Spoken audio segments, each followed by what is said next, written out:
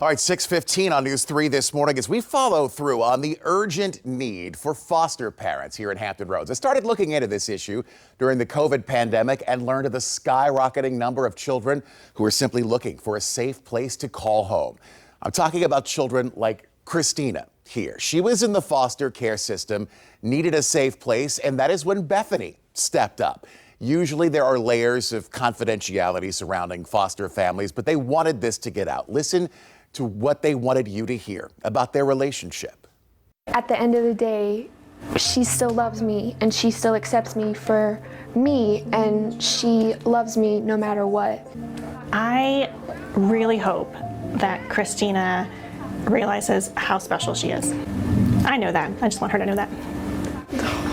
Go. Now, Christina is fortunate. Not only did she find a foster home, Bethany has legally adopted her. But for every Christina, there are hundreds more children desperate for someone to take a chance on them. There is new legislation just passed in Virginia that could keep more kids out of the foster care system. I know this topic means a lot to so many people, so I was curious to follow up on how this law will work and what the need looks like now. When I first sat down with Sabrina Carr 2 years ago, things were bleak. The pandemic brought a drastic drop in adults willing to open their homes. It was rough in 2022. Where do we stand now? We're still in the thick of a crisis. We've turned away hundreds and hundreds of children. Carr works at the Up Center in Norfolk, recruiting foster parents. She estimates around 700 children here at home need a safe place to live. In the meantime, they're in hotels with a caseworker or other temporary shelter. It's a big transition for them to leave the only home that they've ever known to go to a stranger's home. And so that foster parent is really going to give them that nurturing that they're going to need to help them with that. It is a sad truth. We are probably in a worse crisis than we were a couple of years ago. There's a dire need for foster parents, just not locally, but nationwide. Carr's colleague, Sharon Reams, she's optimistic recent action in Richmond could help.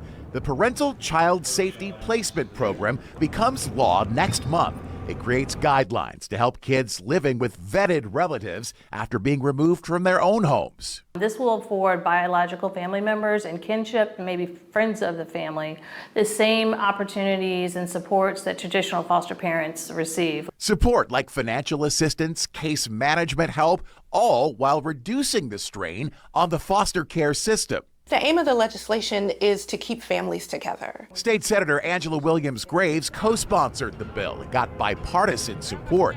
Family issues are family issues, whether you're Republican, Democrat, black, white, pink, green, purple, it doesn't matter. Virginia has lagged when it comes to placing children in foster care with relatives.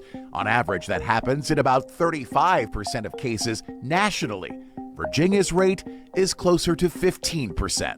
To keep families together, especially if you have family members who are willing to take on that additional responsibility, I thought it was a good thing. Back at the Up Center, do you think this could be one of the keys to help addressing the shortfall? I think it will. I hope it will. The team remains determined to make a difference, one child at a time. What does it mean for these kids who didn't ask to be in these situations, to have adults standing up for them? It means everything, everything. I mean, that's so important to share this message, being a voice for those kids who oftentimes can't be a voice for themselves. Right. You know, they didn't ask to be in those situations, so it's important that we do our part to stand up for them. So I want to say, if after seeing this, perhaps something, struck a chord with you, if you're watching, maybe you're curious to learn more about how this all works, I've got you covered. You can check out WTKR.com. There's my story right there. I've put links to the Op Center and other resources so you can learn more about the process, how to get involved. You can also watch my previous reporting on the foster care system in Virginia as News 3 stays committed to following through. It's 6:20 right